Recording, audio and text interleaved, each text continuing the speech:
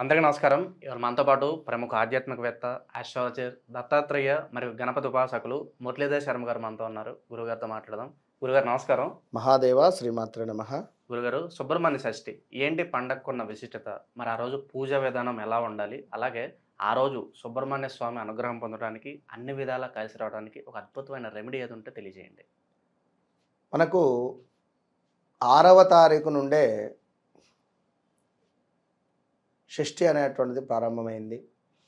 సుమారుగా 7వ తారీఖు ఉదయం 9:30 వరకు మాత్రమే ఉన్నది మనకు ఇక్కడ.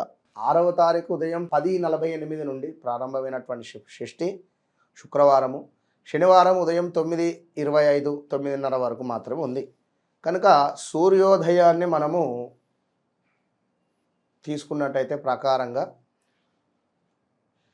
ఈ యొక్క శనివారం రోజు స్కంద షష్ఠికి సంబంధించి ఎవరైతే భార్యాభర్తలలో అన్యోన్యత అనేటువంటిది లోపించి ఉన్నారో, ఎవరైతే వివాహం కాకుండా బాధపడుతున్నారో, కుజదోషానికి సంబంధించినటువంటి దోషాలు ఉన్నాయో, ల్యాండ్ రిలేటెడ్ ఇష్యూస్ ఉండేటువంటి వారు ఈరోజు దానిమ్మకాయ రసముతో స్వామివారికి అభిషేకం చేయాలి.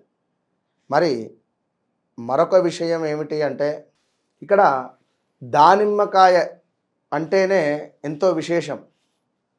మరి ఈ యొక్క దానిమ్మకాయతో ఎవరైతే స్వామివారికి అభిషేకం చేస్తారో, ఎవరైతే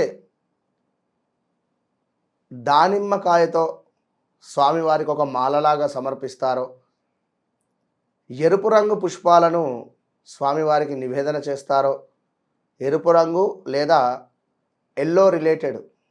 ఎల్లో రిలేటెడ్ చామంతి కానీ గులాబీ కూడా ఉంటుంది. మంచిగా దగ్గర కానీ గట్టిగా మాలను అల్లించేసి స్వామివారికి చక్కగా కూడా సమర్పించుకోవాలి. ఇక్కడ ముఖ్యంగా కూడా కొన్ని చోట్ల వల్లీ దేవసేన సమేత సుబ్రహ్మణ్యేశ్వర స్వామి కళ్యాణాలు కూడా నిర్వహించేటువంటి పరిస్థితి కూడా ఉంటుంది. కనుక మరి ఇలా వల్లీ దేవసేన సమేత సుబ్రహ్మణ్యేశ్వర స్వామి యొక్క ఎక్కడైనా మీరు వివాహం జరిగేటువంటి సందర్భంలో అక్కడికి వెళ్ళి వివాహం పూర్తయిన తర్వాత వెంటనే ఆ యొక్క స్వామివారి అమ్మవారి అనుగ్రహాన్ని పొందాలి అనుకుంటే, వివాహం కానివారు కానీ సంతానం కానివారు కానీ ఆ జీలకర్ర తీసుకొని జీలకర్ర బెల్లము తినడం మూలకంగా ఆ యొక్క ప్రసాదము మన శరీరానికి ఎప్పుడైనా తీర్థ ప్రసాదాలు శరీరంలో కలిసిపోవాలి, మలమూత్రాల నుండి బయటికి వెళ్ళకూడదు.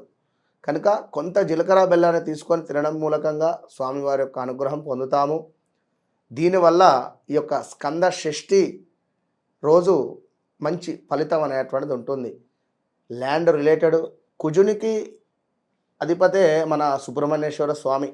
కనుక ఎవరైతే ఎక్కువగా కూడా వాదిస్తూ ఉంటారో, ఈగో ఫీలింగ్తో ఉంటారో, ఎవరి జాతకంలో సప్తమాత్ కానీ, ద్వితీయ భావంలో కానీ, లగ్నాత్ కానీ, తృతీయ భావంలో కానీ, అదేవిధంగా పంచమ భావంలో కానీ,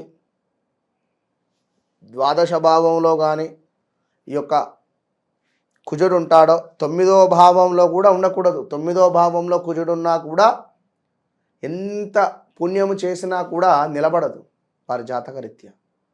కనుక కొందరు అంటూ ఉంటారు, ఎన్ని పూజలు చేసినా మాకు ఫలితం లేదయ్యా గురువుగారు అంటే వారి జాతకంలో కుజుడు 9లో ఉండొచ్చును.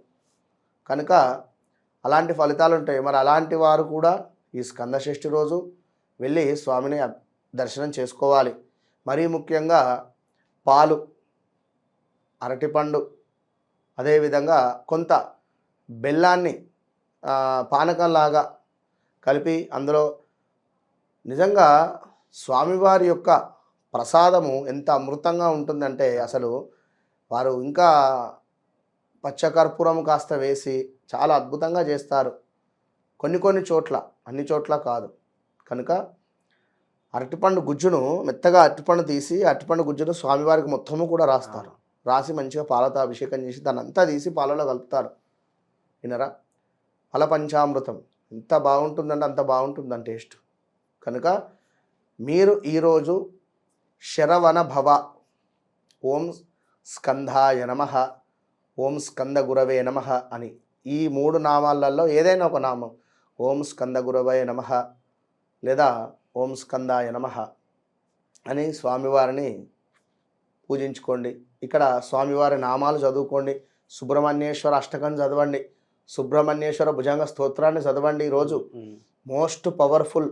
ఈరోజు ఇది ఉదయము కుదిరితే 8:40 లోపు 7:40 నుండి 8:40 లోపు మీరు ఈ మనం చెప్పినటువంటి స్కంద ఓం స్కందాయ నమః అని కానీ సుబ్రహ్మణ్యేశ్వర అష్టకం కానీ లేదా భుజంగ స్తోత్రం కానీ ఇవి చదవడం మూలకంగా తప్పకుండా ఆ యొక్క సుబ్రహ్మణ్యేశ్వర స్వామి యొక్క అనుగ్రహం పొందుతారు.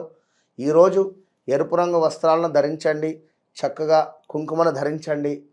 తప్పకుండా ఈరోజు కుదిరితే ఎక్కడైనా కూడా ఒక చెట్టును నాటే ప్రయత్నం చేయండి.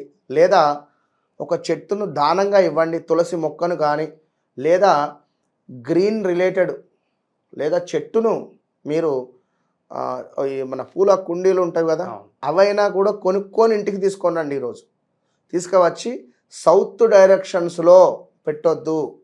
ఇంట్లో పూల కుండీలు సౌత్ డైరెక్షన్స్లో పెట్టకుండా తూర్పు ముఖంగా ఉంచడం వల్ల మంచి ఫలితం అనేటువంటిది ఉంటుంది. ఈ విధంగా చేసుకోండి, మంచి ఫలితం ఉంటుంది. సుబ్రహ్మణ్య షష్ఠి గురించి ఎన్నో విశేషాలు తెలియజేశారు గురుగారు. ధన్యవాదాలు. మహాదేవ.